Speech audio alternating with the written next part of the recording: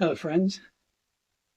Chapter 8 of Percy Boomer's wonderful golf book on learning golf talked about how to prepare for the golf shot. And he meant how do you stand, essentially. And he thought that that address position uh, doesn't have to be rigid, but needs to be braced. And he used the term braced a lot. He thought that there was a three-dimensional approach to bracing, and I couldn't agree more. We are a three-dimensional object. And golf requires that we activate certain muscles and maintain them and allow others to remain relaxed. And I'm sure all sports probably have those lists. So he thought that down was what we were trying to accomplish with the arms, because he was trying to reflect in the address position the shape that he thought would best bring the club back to the back of the ball, as he described it. Really, he was devoting his entire address position to the last foot of the swing as it attacked the ball.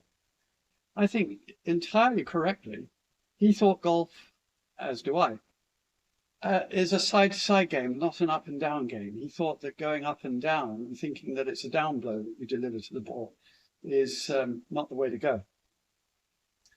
He also recognized the asymmetry of the game, something that those of you familiar with my comments see to be a big part of what I prefer.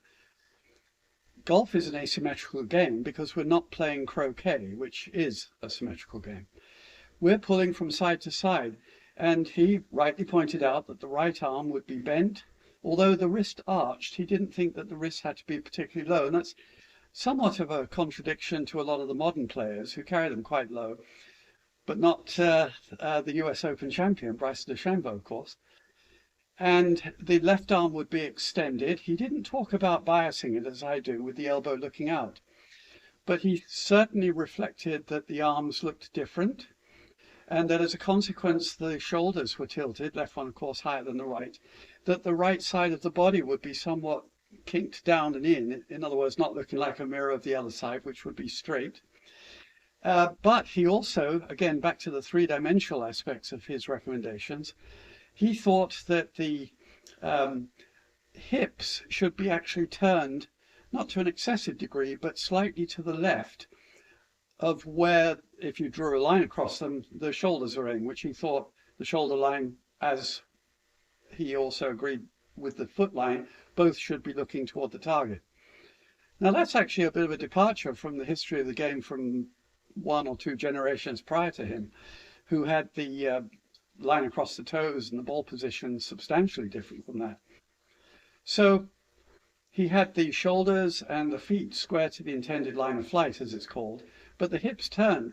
And that reminded me of a great champion golfer, Gary Player, who was a big advocate of Ben Hogan's techniques, but couldn't quite make them work because Hogan advocated having the elbows looking at their respective hips. No modern champion, to my knowledge, does it that way. But Gary Player used as a trigger to initiate his swing, kicking his knee in and possibly his hips, the way that Percy Boomer recommended, and then turning his arm into the position I prefer and then starting his swing. Now, one of his greatest adversaries, Jack Nicklaus, he, Arnold Palmer and Jack Nicklaus were part of what Mark McCormick dubbed the Big Three. It was a marketing ploy, but it was very successful in the 60s. Jack Nicklaus, was taught by a man called Jack Grout at Sky Auto Country Club in Ohio. And I have no reason or evidence to prove it, but I would swear that Jack Grout had read this book or knew Percy Boomer, or certainly knew of him, because the similarities are considerable. Now, in other videos, I've remarked that I'm quite proud of the idea that after 50 years of teaching golf, I've come to similar conclusions that these great writers had come to in their books.